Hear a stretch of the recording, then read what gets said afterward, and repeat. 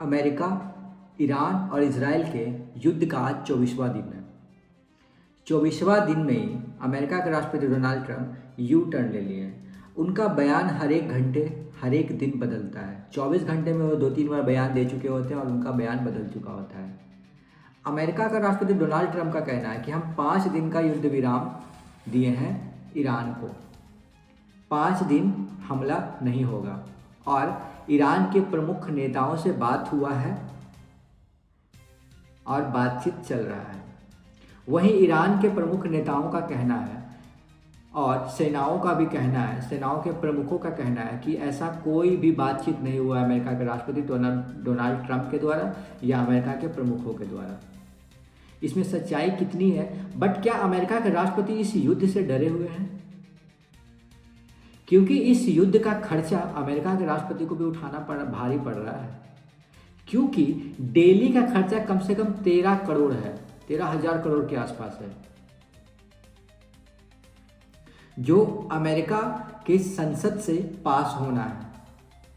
सेना के द्वारा डिमांड किया गया था पैसे का और वो पास होना है, जो सिर्फ अमेरिका के राष्ट्रपति पास नहीं करेंगे, वहाँ के और भी प्रमुख हैं, सांसद हैं, लीडर हैं, वो पास करेंगे, जो शायद नामुमकिन है पास होना। तो क्या अमेरिका के राष्ट्रपति को बैकफुट पे जाने का यही कारण है, या फिर अमेरिका के राष्ट्रपति ईरान के बीच जो युद्ध हो रहा है उसमें वो बुरी तरीके से फंस गए हैं? क्योंकि अमेरिका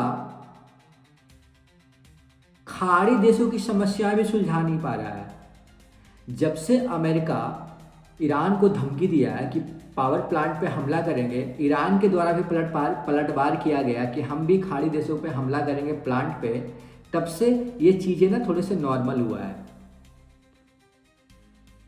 दरअसल ये मामला यहाँ ज़्यादा उलझ गया है जब ईरान ने इजराइल के 2 न्यूक्लियर पावर प्लांट पे हमला कर दिया है, तब से चीज़ें थोड़ा सा बैलेंस हुआ है। अब इससे अंदाज़ा लगा सकते हो कि ईरान का सीधे सीधे कहना है, हम तो डूबे हैं सनम, तुम्हें भी नहीं छोड़ेंगे हम। ईरान का कहना है कि अमेरिका बहुत भारी गलती कर दिया है हमला करके और हम अमेरिका को छोड़ने वाले नहीं हैं, या इस हमला को हम मुंहतोड़ जवाब देने वाले हैं। एक तो अमेरिका और इजराइल और ईरान के जो युद्ध हो रहा है, इसमें क्या हो रहा है कि महंगाई बहुत ज़्यादा बढ़ गया है। ताइवान में सेमीकंडक्टर का काम होता है, जो अमेरिका पूरी तरीके से निर्भर है उस सेमीकंडक्टर पे। वहाँ काम बिल्कुल ठप हो चुका है। अमेरिका बार बार चिल्ला चिल्ला के बोल रहा है कि हम 5 दिन का युद्ध विराम दिए हैं, जबकि ईरानी लीडर ये सब मना कर रहे हैं कि ऐसा कुछ नहीं हुआ है।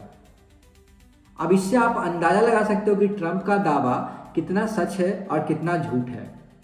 एक चिंता की बात अमेरिका के राष्ट्रपति के लिए ये भी है कि नाटो, जो 32 देशों का समूह है, नाटो भी अमेरिका की बात मानने से मना कर दिया।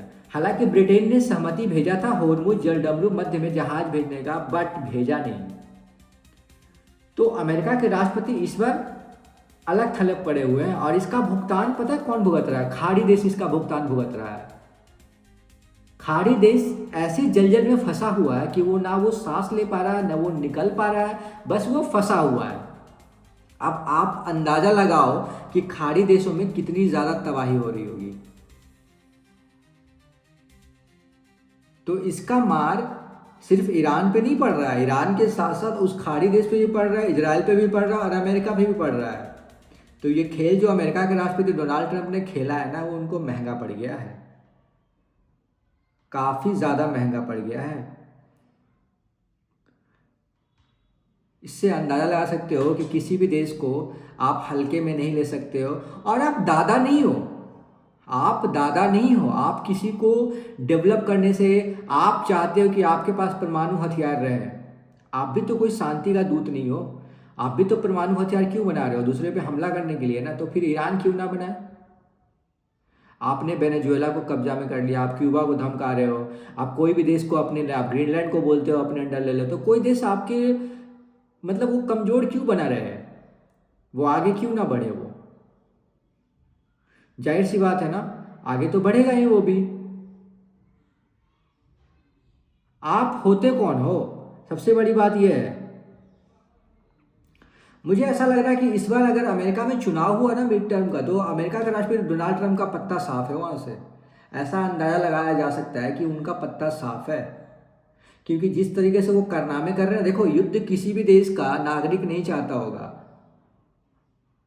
ईरान के नागरिक एकजुट क्यों है? क्योंकि वहाँ के नेताओं, उनका वहाँ का जो लीडर था उनको मार दिया गया है, इसीलिए वो एकजुट हो गया है, इसीलिए वो एकजुट है।